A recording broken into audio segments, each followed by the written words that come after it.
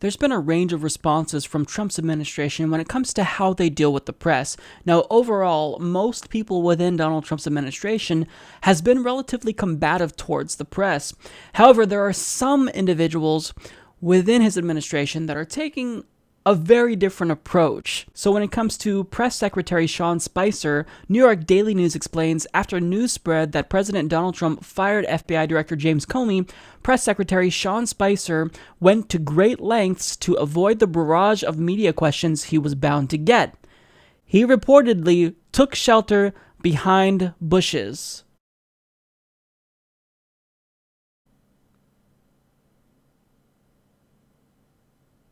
Really?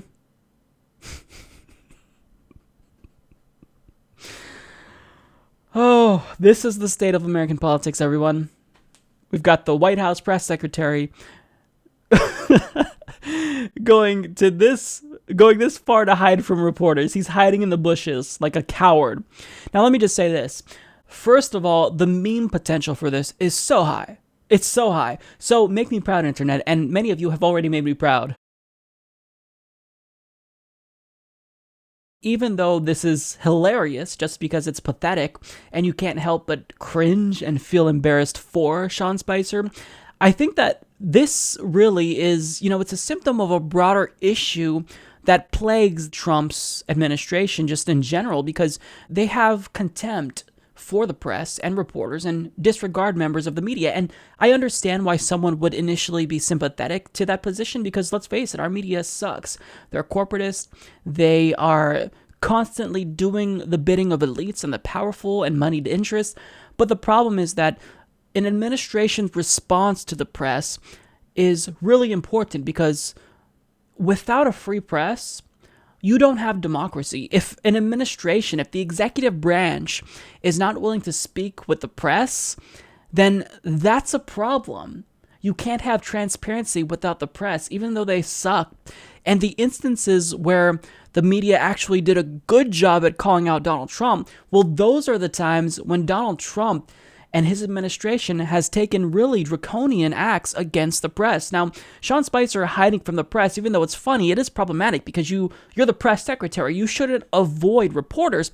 However, this is probably the least objectionable thing that his administration has done with respect to the press, because they're members of the press that have actually been arrested for questioning Donald Trump. So The Hill explains, in a press conference held shortly after posting bail, Dan Heyman, a reporter for Public News Service, said he asked Price, who is the health secretary, repeatedly about whether domestic violence is considered a pre-existing condition under the new GOP healthcare bill. It's a legitimate question. Now, according to Heyman's account, he waited for Price to come into the building and then reached past those accompanying Price with his phone and repeatedly asked his healthcare question, adding that a number of other reporters wanted to bring up the issue of pre-existing conditions. He said Capitol Police at some point decided I was just too persistent in asking the question and trying to do my job, and so they arrested me.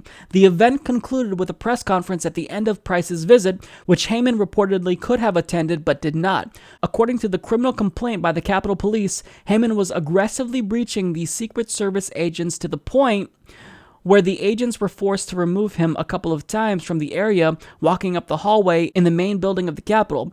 The defendant was causing a disturbance by yelling at Miss Conway and Secretary Price. So, in a democracy where the media is supposed to act as the fourth branch of government because it's supposed to be a check on the powerful, on the people who are in control of our government, this reporter was arrested for asking a legitimate question. So I think that his persistence in getting an answer was important. He was doing his job. And you have a lot of, don't get me wrong, you have a lot of media hacks and partisan hacks in the media, but this is a journalist who was doing a good job. He was holding Donald Trump accountable, and he was arrested for doing so. Now, I know people will say, well, Mike, this is his own fault because he was being disruptive. Well, ask yourself this. What's the excuse that dictators use when they arrest journalists? I mean, what would Erdogan say in Turkey? What would Sisi say in Egypt? They would use the same excuse. They were being disruptive. They were posing a threat to us, so we had to arrest them. This is not acceptable.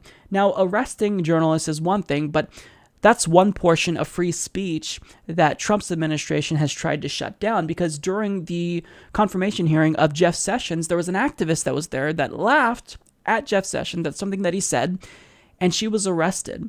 Why am I being taken out of here? This man is evil. You're evil. Do not vote for Jeff Sessions. I was going to be quiet. Now you're going to have me arrested? For what? For what? He said something ridiculous. His voting record is evil. Why am I being arrested? So in an op-ed for Vox, that activist explains what happened. On January 10th, I was arrested for laughing during the confirmation hearing of Attorney General nominee Jeff Sessions. And just this week, I was convicted of the 2 charges I received as a result of my arrest. One of disorderly and disruptive conduct, and one of parading or demonstrating on Capitol grounds. Sentencing happens next month. I could spend up to a year in jail or be fined, or both, just because I let out a chuckle at a public hearing. Later on in the same hearing, others were heard laughing during the proceedings when Jeff Sessions was asked if he ever had disagreements with his wife. One person even yelled out, "You're under oath." Americans should be outraged that for 2 seconds of laughter during a public hearing, one could get jail time. What does this say about the state of free speech in our country? We should all be concerned that our freedoms are in jeopardy. Now, has Attorney General Jeff Sessions come out to denounce the arbitrary arrest of this activist? No, he hasn't. And Americans should be allowed to protest the confirmation of racist attorney generals because we're a democracy. Now, again, I want to come back to Sean Spicer because we've seen repeatedly how the Donald Trump administration treats journalists. Regardless if they're good or bad journalists, his administration holds them in contempt and disregards the service that they provide or should be providing to Americans, or certainly inhibits the job that they are doing. So, I mean, even though it's funny that Sean Spicer is a coward and he's willing to hide from reporters, it still illustrates a symptom of a broader issue with the Trump administration. And that is, there's an inherent lack of respect for the press. And again, I want to reiterate here that I can sympathize with that position because American media is terrible, as I've stated. But if you're truly on the right side of the issues, you don't try to shut them down or arrest them or hide from them. You face them and know that the American people will have your backs if you're truly on their side. But Trump doesn't have their backs. He's corrupt. And in a climate where the media tries to sensationalize any and everything about Trump or Russia or something stupid that Kellyanne Conway recently stated, well, they've been most harsh on members of the press that asked legitimate questions that weren't being sensationalistic. And they've penalized people who had legitimate grievances with Donald Trump's administration. So if you're a member of the press, or you're from an organization that wants to protest Donald Trump, there's been a consistent effort on the behalf of his administration to stifle you. And that is not acceptable in a democracy. Now, when it comes to the media, I mean, he's taking the best journalists that we have in the country, and he's treating them the worst.